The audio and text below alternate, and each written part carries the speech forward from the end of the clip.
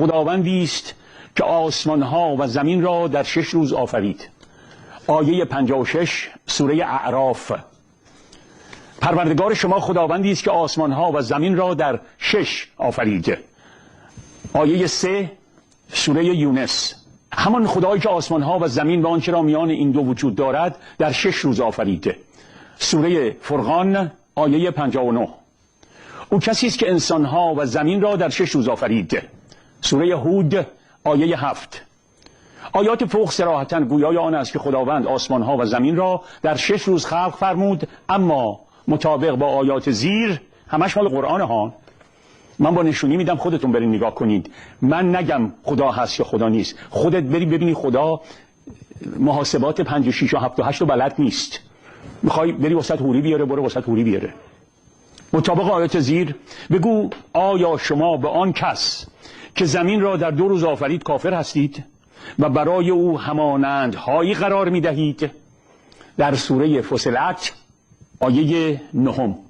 او در زمین کوههای استواری قرار داد. این سنگا رو برداشت گذاشت که باد نبره یهو زمینو، و برکاتی در آن آفرید.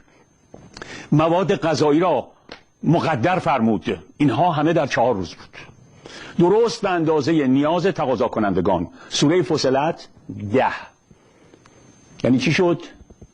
2 روز و 4 روز 6 روز. تا اینجا هیچ گرفتاری نداریم. سپس این فصلت 11 و 12 است. سپس به آفرینش آسمان پرداخت. در این هنگام آنها را به صورت 7 آسمان در 2 روز آفرید. اونجا یادش رفته گفته 6 روز آفرید، اینجا 8 روز آفرید. حساب کتاب 2 و 4 و 6 بلد نیستی خدا. تو هر کاری میخوای بکنی بکن، از من نپرس این خدا هست یا نیست. یه جا 6 روز آفرید، یه جا 8 روز آفرید. خب حالا به محاسبه بپردازیم. 2 روز برای آفرینش زمین به اضافه 4 روز برای آفرینش برکات و 2 روز برای آفرینش آسمان ها مساوی است با 8 روز، نه 6 روز. نتیجه 6 مساوی است با 8. این قانون جدیده، تو کتاب آسمونی اونجا چاپ شده، تالاپی افتاده پایین. غلط میکنه کسی که بگه اینا اشتباه داره، سرشو میبرن. کتاب آسمانی که نمیشه ایراد گرفت، که تو آسمون چاپ شده. چه عجب آدماییان.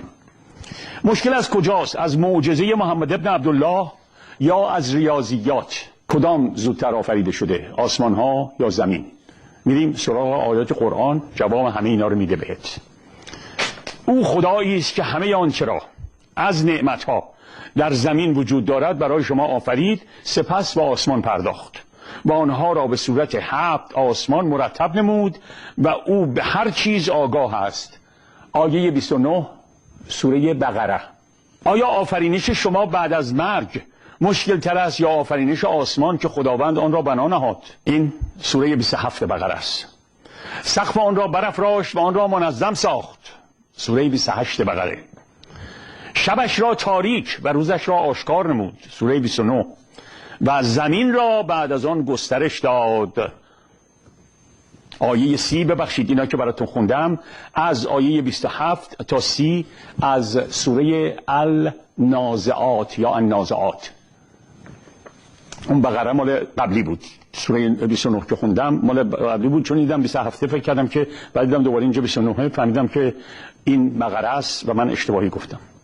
چنانکه در آیات بالا میبینید خداوند یک بار میفرماید که نخست زمین آفریده شد و بار دیگر حکم به تقدم آفرینش آسمان دارند. چند تبیین برای این تناقض میتوان تصور کرد. در بین این دو وحی خداوند متوجه اشتباه لپی خود گشته و در آیه بعد آن را اصلاح کرده است. به هر حال زمان زیادی از آفرینش جهان میگذرد و چه بسا خداوند چنانکه میگویند دارای علم مطلق نباشد یا بر اثر کهولت سن در عقل الهی زوالی ظاهر گشته باشد. فراموش نکنیم دست کم 10 میلیارد سال، هم سال زمینی ها، تو آسمون که سال نداره، از عمر شریف این الله میگذره. محمد در انتقال این دو آیه وحی دچار خبط گشتند. آیات فوق توسط دو خدای متفاوت بر محمد نازل گشته که هر یک ادعاهای متفاوتی در مورد آفرینش کائنات دارند.